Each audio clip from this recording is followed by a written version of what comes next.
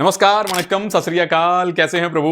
स्वागत है आप सबका इस बड़े ही दिलचस्प एपिसोड में, जहां बंगाल क्या कर रहा है उसकी चर्चा करेंगे, गुजरात क्या ही कर रहा है उसकी भी चर्चा करूंगा। प्रदीप नरवाल खेलेंगे या नहीं, यह बहुत बड़ा सवाल बन चुका है। इस सवाल का जवाब तलाशने की कोशिश करेंगे।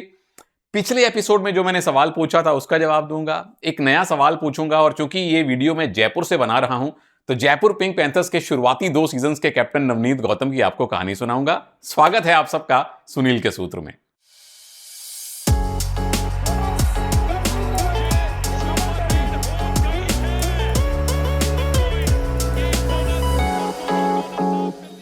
पहला विषय, कल के 2 मैचेस, पटना पायरेट्स और बंगाल वॉरियर्स। मतलब बंगाल के लिए नितिन धनखड़ के लिए तालियां हैं, जो लगातार दूसरे सीजन में अच्छा काम कर रहे हैं। लेकिन मनिंदर सिंह सिर्फ 2 रेड पॉइंट, वो भी एक पहले एक अंत में, और बीच में सब्स्टिट्यूट हो गए। जितनी रेड करते हैं 50% में तो वो आउट होते हैं। देख के बहुत दुख होता है।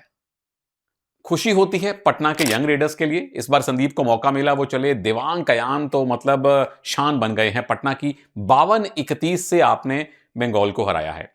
दूसरे मैच में जब मेरी मौजूदा जो सिटी है अभी जहां मैं खड़ा हूं जयपुर में, जयपुर और गुजरात 2 पड़ोसी खेल रहे थे। पहले हाफ के अंत तक एक ही पॉइंट का फर्क था। दूसरे हाफ में पूरा मामला एक तरफा कर दिया गुजरात। फिर चलिए, इस बार एक ढांढस बंधाने वाली बात यह है कि आप 12-15 पॉइंट से नहीं हारे, 8 से हारे। 7 से हारते तो शायद 1 पॉइंट और आपको मिल जाता। पर जेपीपी की अच्छी बात यह रही कि सारी टीम चली, हर किसी ने योगदान दिया। वहां अकेले गुमान चले। आरपीजी में से आर और पी तो चले ही नहीं, सिर्फ जी चल रहे हैं।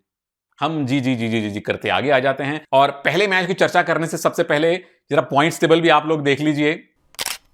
बंगाल और तमिल तलाइवास का पहला मैच है। बंगाल की टीम नंबर 9 पे है, पॉइंट्स हैं आपके 23। अगर जीत गए तो दिल्ली की जगह आप नंबर 6 पे आ जाएंगे। तमिल तलाइवास अगला मैच खेल रही है, और अन्ना की टीम भी नरम गरम खेली है पिछले कुछ मैचेस में। अगर जीतती है तमिल तलाइवास तो 27 पॉइंट के साथ और बेहतर स्कोर डिफरेंस के साथ आप नंबर 6 आ जाएंगे। तो पहले मैच की विजेता नंबर 6 पे आएगी। दूसरा मुकाबला दिल्ली और बुल्स का है, तो दिल्ली अगर जीतती है तो 32 पॉइंट के साथ वो एक स्थान ऊपर चढ़ जाएगी, जयपुर को नीचे धकेल देगी। और बेंगलुरु बुल्स अगर जीते तो जहां हैं वहीं रहेंगे। अब विस्तार से चर्चा पहले मुकाबले की। बंगाल वॉरियर्स के सामने तमिल तलाइवास।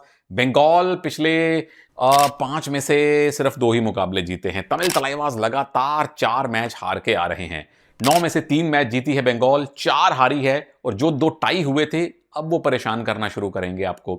तमिल तलाइवास शुरुआत अच्छी रही, लेकिन 9 में से 3 ही जीत आपको मिली है। 5 मैच आप भी हारे हैं, 4 लगातार हारे हैं। बंगाल अभी कल हारी है पटना से। तमिल तलाइवास यू मुंबा से क्लोज मैच 35-32 हारे थे। इससे पहले भी एक क्लोज मैच आप हारे थे। तो क्लोज मैचेस तमिल तलाइवास को दुखी कर रहे हैं। मैच की कहानियां क्या हैं? नंबर 1, जो स्वाभाविक कहानी बन रही है वो ये कि दोनों टीम्स को मोमेंटम चाहिए, दोनों टीम्स को वापसी करनी है, और अभी से करनी होगी, क्योंकि और 10-10, 11-11, 12-12 मैचेस आपके बाकी हैं। आधा सफर कंप्लीट होने को आया है, तो अब मोमेंटम पकड़ना बड़ा जरूरी है। नंबर 2, सी अरुण, विनीत शर्मा दोनों टीमों से खेले हुए हैं। अरुण कवर में खेलते थे, विनीत शर्मा ने शुरुआत अपनी की थी बंगाल से, बाद में तमिल तलाइवास में आए थे। उसी टीम में जब अजय और राहुल और मंजीत टीम के साथ थे, वो हिमाचल से हैं। ये कहानी है। नंबर 3, के भास्करन साहब का दोनों टीम्स के साथ संबंध है। बंगाल के वो कोच रहे हैं, तमिल तलाइवास के कोच, और उनकी एकेडमी के वो कोच रहे हैं। और भास्करन साहब की कहानी मैंने आपको पिछले एपिसोड में सुनाई थी। इस मैच की बैटल्स आपको सुनाता हूं, टक्कर कहां होने वाली है। नंबर 1, मनिंदर और नितिन की जोड़ी, और फिंगर्स क्रॉस्ड, हम सब मनिंदर के फैन हैं, मनिंदर आज चलें। इनकी जोड़ी की टक्कर होने वाली है नितेश से, जो तमिल तलाइवास के लेफ्ट कॉर्नर, लेफ्ट इन के एक नए मजबूत डिफेंडर बनते चले आ रहे हैं। और साथ में ऑफ कोर्स बस्तामी, नितेश और बस्तामी की जो जोड़ी है, साथ में साहिल हो तो अलग बात है, पर इन दोनों इन फॉर्म डिफेंडर से नितिन और मनिंदर की एक बैटल होगी। और नंबर 2, तमिल तलाइवास के जो 2 रेडर्स हैं, एक लेफ्ट एक राइट, नरिंदर कंडोला, सचिन तंवर के सामने एक और नितेश होगा, नितेश और फजल। तो दोनों कॉर्नर्स, दोनों टीम्स के जो कॉर्नर हैं, बहुत महत्वपूर्ण रोल आज आपका रहने वाला है। जीत के सूत्र बंगाल वॉरियर्स के लिए क्या हो सकते हैं? मनिंदर भले ही बहुत अच्छी फॉर्म में नहीं है, लेकिन मैं अभी भी उनकी एडवोकेशन करूंगा, क्योंकि ऐसे खिलाड़ी को फॉर्म में आने के लिए एक ही मैच चाहिए। तो मनिंदर करें क्या? सुशील के साथ खेलें, पिछले मैच में 5 पॉइंट लिए थे। नितिन आपके टीम के अब निर्विवाद तौर पे सबसे बड़े स्टार बन गए हैं। मनिंदर खेलें सेफ गेम, आपको डिफेंस में अंदर नहीं जाना है। वो जो रनिंग में आप बोनस करते हैं, लेफ्ट कॉर्नर पे प्रेशर डाला, राइट कवर पे प्रेशर डाला, फिर लेफ्ट कॉर्नर, फिर राइट कवर, फिर अचानक से आप लेफ्ट कॉर्नर इनके सामने बोनस लेते हैं। अपनी मजबूती पे खेलिए, ज्यादा एक्सपेरिमेंट मत कीजिए। और सुशील और नितिन की जोड़ी को कहिए बल्क में पॉइंट लाने के लिए। मनिंदर मैट पे ज्यादा टाइम बिताएं, कॉन्फिडेंस आएगा। एक आध टैकल में भाग लें, टीम को चलाएं, खिलाड़ियों से बात करें, उनके प्रदर्शन से खुद भी कॉन्फिडेंस मिलता है। नंबर 3, नितेश राइट कॉर्नर बहुत महत्वपूर्ण जगह है प्रभु, क्योंकि आपके सामने से आएंगे लेफ्ट रेडर नरेंद्र कंडोला। उनको हल्का सा अंदर बुला के, क्योंकि वो आपके सामने फुटवर्क करेंगे बोनस लाने के लिए, ये हो सकता है राइट इन के सामने करें। जैसे ही हल्का सा अंदर आए, चाहे राइट इन पे हो, डायगोनल डाइव लगाइए और किसी टैकल के लिए मत जाइए। तमिल तलाईवाज, आपके लिए जीत के 2 सूत्र हैं। 5-2 की जरूरत आज नहीं है, मैं जानता हूं और मैं हर बार बोलता हूं कि अन्ना की टीम को 5-2 की जरूरत नहीं है, पर अन्ना खुद एक दिग्गज डिफेंडर है। वो कह रहे हैं कि नहीं, मैं तो 5 डिफेंडर लाएगा। पर आज प्रैक्टिकली देखा जाए तो सिर्फ एक रेडर है जिसे आपने टैकल करना है, वो है नितिन धनखड़। तो 4-3 पे खेल सकते हैं, तीसरे रेडर को मौका आप दे सकते हैं। और मोइन शफागी ने पिछली बार वो एप्लीकेशन दे दी आपको कि रेड में भी और डिफेंस में भी मैं आपके लिए यूजफुल खिलाड़ी हूं। तो सचिन और नरेंद्र के साथ मोइन शफागी को अपना शफा दिखाने का मौका दीजिए। और नंबर 2, नितिन पे हो कॉम्बिनेशन टैकल। अब जब वो बोनस के लिए पैर डालें तो लेफ्ट इन, लेफ्ट कॉर्नर और साथ में चेन, ये 4 खिलाड़ी जब तक नहीं आएंगे तो वो लंबे कद के फुर्तीले रेडर को आउट करना थोड़ा मुश्किल है। तो कॉम्बिनेशन टैकल कीजिए नितिन पे। एक्स फैक्टर इस मैच में बंगाल के लिए मैं मान रहा हूं मनिंदर सिंह। नितिन चल रहे हैं, चलेंगे ऐसी उम्मीद है। सुशील चल रहे हैं, चलेंगे ऐसी उम्मीद है। पर एक्स फैक्टर अगर मनिंदर चलते हैं तो बंगाल का बहुत बड़ा जो फैन बेस है वो मन्नी पाजी के कारण है। और अकेले नितिन टीम को मैच नहीं जितवा पाएंगे। मन्नी पाजी ਤੁਹਾਡੀ ਲੋੜ ਹੈ ਅੱਜ ਟੀਮ ਦੀ। ਤੇ ਕੱਲ ਗੁਰਪੁਰਬ ਸੀ, ਗੁਰੂ ਨਾਨਕ ਦੇਵ ਜੀ ਦਾ ਜਨਮ ਦਿਹਾੜਾ ਸੀ। ਤੁਹਾਨੂੰ ਸਾਰਿਆਂ ਨੂੰ ਇੱਕ ਤਾਂ ਸਭ ਤੋਂ ਪਹਿਲੇ ਗੁਰਪੁਰਬ ਦੀਆਂ ਦੁਬਾਰਾ ਮੁਬਾਰਕਾਂ। ਤੇ उम्मीद करते हैं कि गुरुपुरब के दिन गुरुद्वारे जाके गुरु साहब का आशीर्वाद लेके वो प्रेरणा मनिंदर को आज मैट पे मिले, है ना। दूसरी टीम बंगाल की बात मैंने थोड़ी ज्यादा कर दी। सचिन तंवर, आपका चलना बड़ा जरूरी है क्योंकि सबसे ज्यादा अनुभवी रेडर आप हैं। फजल नितेश की जोड़ी को आपने तोड़ना है। मैं वीडियो को तोड़ूंगा नहीं, सीधा आगे चलता हूं, दूसरे मैच की बात करता हूं। दबंग दिल्ली के सामने बेंगलुरु बुल्स हैं। दिल्ली ने अब तक 10 मैच खेले हैं, 4 जीते हैं, 5 हारे हैं, 1 टाई रहा। पिछला मैच टाई था पटना के साथ 38-38, और उसके अलावा पिछले 5 में से 2 ही मैच आप हारे हैं। बेंगलुरु बुल्स पिछले 5 में से 2 ही मैच जीते हैं, जो उनकी अब तक की टोटल कमाई है। 9 में से 2 ही मैच आपने जीते हैं। जयपुर पिंक पैंथर्स से 39-32 बड़े मार्जिन से हारते हारते आखिर में 7 पॉइंट का डिफरेंस आपने बना लिया था।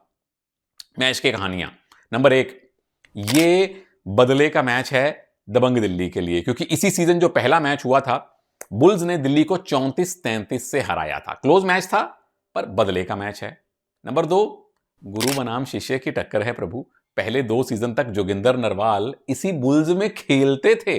जब आपके गुरु आपके प्रतिपक्षी बन जाएं तो समझ लीजिए कि आपका कद जोगी भाई कितना बड़ा हो चुका है ना। इनसे संबंधित एक सवाल भी पूछूंगा, हिंट दे रहा हूं पहले आपको मैं। स्टोरी नंबर 3 आ गई है। अजय ठाकुर, मनजीत छिल्लर, जीवा कुमार, जसमेर सिंह, रविंदर पहल, ये 5 ऐसे लेजेंड खिलाड़ी हैं जो दिल्ली के लिए और बुल्स दोनों के लिए किसी ना किसी सीजन में खेल चुके हैं। और मंजीत और अजय तो हमेशा जब भी खेले हैं एक ही टीम के लिए खेले हैं। इनका कॉम्बो पैक मिला करता था टीमों को। बैटल्स कहां होंगी, लड़ाइयां कहां होंगी? नंबर 1, आशु और नितिन रावल, राइट रेडर और लेफ्ट कॉर्नर की स्वाभाविक टक्कर होने वाली है। नंबर 2, अजिंक्य पवार और Yogesh, left raider right corner की स्वाभाविक टक्कर। इन दोनों बैटल्स पे जरूर कड़ी नजर रखिएगा। आगे चलते हैं, दिल्ली के लिए जीत के सूत्र क्या हैं? नंबर 1, आशु ही टीम के सबसे कीमती हथियार हैं और आपकी जो सबसे बड़ी खूबी है लेफ्ट कॉर्नर में डीप जाके हैंड टच करना और दौड़ते हुए राइट इन राइट कॉर्नर पे रनिंग हैंड टच करना। बेसिकली विरोधी टीम के कॉर्नर्स को ठिकाने लगाइए। नितिन रावल, सौरभ नांदल, अगर इस जोड़ी को आपने तोड़ दिया, कवर्स पता ही नहीं कौन से खेलेंगे, तो वो करेंगे क्या? बुल्स की मजबूती आती है कॉर्नर्स में। आशु आपने उनको ठिकाने लगाना है। नंबर 2, योगेश आपके सामने आने वाले हैं अजिंक्य पवार, और उनकी आदत यह है कि वो एक जगह टिक के बैठते नहीं, यानी खड़े नहीं होते। वो राइट कॉर्नर के सामने आएंगे जरूर, लेकिन फिर भागते हैं वो लेफ्ट कॉर्नर की तरफ। जैसे ही भागें प्रभु, पीछा करके दबोचिए उनको, पलटने मत दीजिए। अब बात करते हैं बुल्स की, और जब बुल्स की बात हो तो फिर प्रदीप का सबसे बड़ा, सबसे पहला विषय आता है कि प्रदीप नरवाल पिछले 2 मैचेस में, 3 में से 2 मैच ऐसे हुए जब वो 14 में नहीं थे, बेंच में नहीं थे, वो पीछे बैठे हुए थे, जो खिलाड़ियों के, एक्स्ट्रा खिलाड़ियों के बैठने की जगह होती है। कोच साहब ने प्रेस कॉन्फ्रेंस में बोल दिया कि वो फिट नहीं है, मतलब उसकी फिटनेस का कोई फिटनेस की समस्या नहीं है, वो अनफिट नहीं है। तो फिर फैंस परेशान हो गए। और बाय द वे, फैंस से मुझे याद आया, आज यानी कि जब मैं वीडियो रिकॉर्ड कर रहा हूं, यानी कल के दिन, बीते हुए कल के दिन मैं जयपुर के जंतर मंतर में घूम रहा था। 2 युवा फैंस ने लिटरली पकड़ लिया मुझे आके, दोनों पंजाब के बड़े प्यारे सरदार थे, और मुझसे पूछने लगे कि सर, प्रदीप नरवाल को रेड्स क्यों नहीं मिल रही, और अगर रेड मिलती हैं तो ज्यादा रेड नहीं मिलती हैं, और फिर उनको बाहर बिठा दिया जाता है, ऐसा क्यों हो रहा है? और ये सच में हुआ है। फैंस ने मुझे, 2 प्यारे प्यारे सरदार बच्चों ने मुझे पकड़ा है आके, जो पंजाब के संगरूर से जयपुर घूमने आए थे, और मिलते ही कोई हाल नहीं, चाल नहीं। और एक बात उन्होंने जरूर कही थी कि सर नमस्कार वणक्कम सत श्री अकाल। तो मैंने भी नमस्कार वणक्कम सत श्री अकाल कहा, और फिर सीधा उन्होंने सवाल पूछा। तो प्रदीप नरवाल का अपने फैंस के लिए क्या एक रिश्ता है, क्या महत्व है, ये उन 2 बच्चों की बातों से समझ में आता है। और ये वाकई में एक अबूझ पहेली है कि प्रदीप जितना खेले हैं, बुरा नहीं खेले, फिर 14 खिलाड़ियों में भी नहीं, अनफिट ना होने के बावजूद क्वेश्चन मार्क है। उम्मीद करते हैं इसका जवाब हमें मिले। जीत के सूत्र मिलने वाले हैं बेंगलुरु बुल्स को। नंबर 1, अजिंक्य पवार, आपके हाथ में है बागडोर बेंगलुरु बुल्स के लिए रेड पॉइंट लाने की। जो आपका सबसे बड़ा मजबूत पहलू है कि राइट कॉर्नर के सामने से एस्केप करना, पीठ मत दिखाइएगा उधर राइट कॉर्नर को, है ना, वो तैयार हैं डाइव लगाने के लिए। उनके सामने फुटवर्क करके वहीं से फुर्ती से एस्केप करना, ये आपकी खूबी है, उस पर पॉइंट लाइए। या फिर राइट कॉर्नर के सामने कम समय बिताइए और फुर्ती से दौड़ते हुए लेफ्ट के डिफेंस को, लेफ्ट कवर मिले, लेफ्ट कॉर्नर मिले, रनिंग हैंड टच मारिए। इन स्किल्स का, अपनी मजबूतियों पे खेलिए और पॉइंट लाइए। नंबर 2, राइट कवर कौन खेलेंगे, ये पहला सवाल है, क्योंकि 3-4 तो खेल ही चुके हैं, और जो भी खेलेंगे, आशु को रोकने की जिम्मेदारी आपके ऊपर है। वो पोन प्रतिभर सुब्रमण्यम खेलें, सुरेंद्र तो 14 खिलाड़ियों में नहीं दिख रहे। जो भी राइट कवर खेले, या तो नितिन रावल का सपोर्ट करे, या फिर राइट कॉर्नर की चेन के साथ समन्वय रखते हुए डबल चेन टैकल किया जाए आशु को, वरना वो हाथ नहीं आएंगे। एक्स फैक्टर कौन आएंगे? दिल्ली की तरफ से मैं जा रहा हूं विनय रेडू की तरफ, क्योंकि आशु चलेंगे, इस बात की गारंटी हम मान सकते हैं, अच्छी फॉर्म में है। सपोर्ट कौन देगा? विनय रेडू देंगे। विनय चलेंगे, आशु को मजबूती मिलेगी। उधर से फिलहाल अजिंक्य पवार ही हैं जो टीम के लिए एक्स फैक्टर बन सकते हैं। मैंने पिछली बार सवाल यह पूछा था प्रभु लोग कि एक ऐसे प्रो कबड्डी के पूर्व कैप्टन का नाम बताइए जिनका नाम किसी एक लेजेंड, बड़े मशहूर क्रांतिकारी से मिलता है, और मुझे बड़ी खुशी है कि बहुत से प्रभु लोगों ने सही जवाब दिया है। सीजन 1 में तेलुगु टाइटंस के कैप्टन थे राजगुरु सुब्रमण्यम, और राजगुरु तो देश के एक बहुत मशहूर, बड़े जबरदस्त क्रांतिकारी हुए हैं। राजगुरु, सुखदेव और भगत सिंह की वो तिकड़ी कौन भूल सकता है। प्रणाम शहीदानु, और तालियां आप सबके लिए भाई जिन्होंने सही जवाब दिए हैं। नितिन हैं, आसिफ हैं, रवि हैं, अक्षित हैं, भरत हैं, और भी कई लोग हैं। दाल बाटी चूरमा राजस्थान का खुल के खाइए, बिल भी दे दीजिए। आज का सवाल क्या है? आज का सवाल यह है कि प्रो कबड्डी से संबंधित 3 ऐसी जोड़ियों के नाम बताइए जो पिता पुत्र की हों।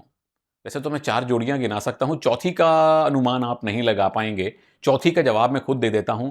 नवनीत गौतम और उनके पिता गोविंद नारायण शर्मा शुरुआती कुछ सीजन में रेफरीज बोर्ड के चेयरमैन थे। इसका पता शायद आप लोगों को ना हो, लेकिन इनके अलावा 3 ऐसी जोड़ियां हैं पिता पुत्र की जो किसी ना किसी रूप में प्रो कबड्डी में दिखी हैं। बहुत मुश्किल नहीं होगा आपके लिए, नीचे कमेंट्स में इस सवाल का उत्तर जरूर दीजिए। और अब मैं आता हूं आखिरी मजमून पे, मैच की कहानी उन्हीं नवनीत गौतम की जिनका मैंने अभी अभी जिक्र किया। अब चूंकि मैं भाई जयपुर में खड़ा हूं, तो फिर जयपुर पिंक पैंथर्स जो सीजन 1 की चैंपियन बनी, जब भी प्रो कबड्डी 20, 25, 50 साल बाद लोग याद करेंगे, पहला चैंपियन हमेशा विशेष होता है और वो ट्रॉफी उठाने का सौभाग्य के भास्करन के साथ नवनीत गौतम को मिला था। और जब प्रो कबड्डी शुरू हुई थी उस समय भारत के सबसे डेकोरेटेड खिलाड़ी माने जाते थे नवनीत गौतम। लेफ्ट कॉर्नर पे खेलते थे। 2006, 2010, 2014 एशियन गेम्स में वो भारत के लिए खेले। 3 एशियन गेम्स खेलने वाले भारत के वो ज्वाइंट दूसरे प्लेयर बने थे राकेश कुमार के साथ। वो भी 6, 10 और 14 एशियन गेम्स खेले। तो सबसे ज्यादा एशियन गेम खेलने वाले खिलाड़ियों की सूची में फजल के बाद नवनीत और राकेश का नंबर आता है। और लेफ्ट कॉर्नर की टक्कर कहां होती है? राइट रेडर्स से। तो पहले 2 सीजन में ये गोट बैटल बन गई थी, अनूप कुमार बनाम नवनीत गौतम, अनूप कुमार बनाम नवनीत गौतम। और दूसरे सीजन का पहला मैच भी जयपुर पिंक पैंथर्स और यू मुंबा के बीच में हुआ था। सीजन की पहली रेड अनूप ने की थी और पहली ही रेड में नवनीत गौतम ने अनूप का एंकल होल्ड करके इस लेजेंडरी बैटल का स्तर और ऊपर उठा दिया था। अब चूंकि पिता मैंने बताया वो रेफरीज के चेयरमैन थे, इनके चाचा जी राजनारायण शर्मा शुरुआती 2 सीजन में बंगाल वॉरियर्स के कोच थे, तो कबड्डी का परिवार रहा है। और अपने उस समय में चाहे एशियन गेम्स हो चाहे वर्ल्ड कप की जीत हो, नवनीत गौतम भारत के बेहतरीन लाजवाब लेफ्ट कॉर्नर्स में से एक माने जाते थे। तो बाद में आई थिंक सीजन 2 या 3 की बात है, उनको बैक पेन, शियाटिका पेन ने परेशान करना शुरू कर दिया। और वो भी पहले खिलाड़ी ऐसे बने थे जिन्होंने मैट पे आके जयपुर में खड़े होकर अपनी कबड्डी से रिटायरमेंट की घोषणा की थी। अब जयपुर में ही हैं जो मैंने सुना है और कई खिलाड़ियों को प्रशिक्षण देते हैं। नवनीत भाई, पहले चैंपियन आप थे, पहले चैंपियन कोच आप थे, इसके पहले चैंपियन कैप्टन आप थे। इस बात के लिए आपके फैंस आपको हमेशा याद रखेंगे। और प्रभु लोग, मैं याद रखूंगा आप लोगों का प्यार, आपका स्नेह जो कमेंट्स में मुझे मिलता रहता है, उसे आने दीजिए। मेरे वीडियो भी आते रहेंगे, कल भी आएगा। सवाल का उत्तर नीचे दीजिएगा और फिर मैं राजस्थान के घेवर जो हैं वो खा लूंगा आपके बिहाफ पे खुद। नमस्कार, जय हिंद।